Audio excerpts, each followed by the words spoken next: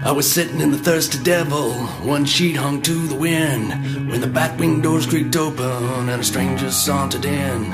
He moved his head from side to side and glared with a sunken eye. I heard the spin of a rusty spur as he shook off the dreary night.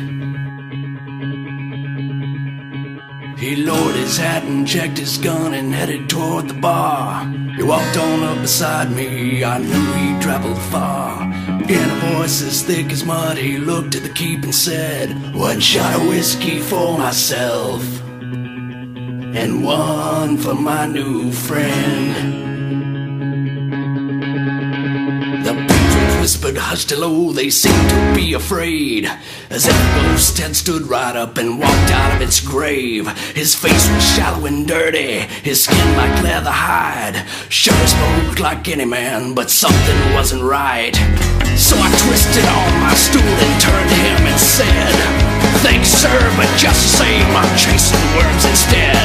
He growled and shoved the drink my way, his eyes as cold as death.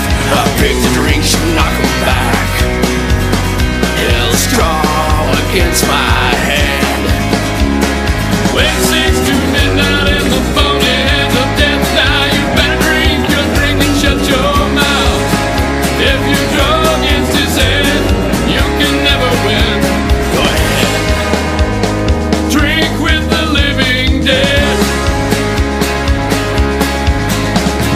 Who the hell do you think you are? My patience growing thin, but swallow hard I had to do when the story he began.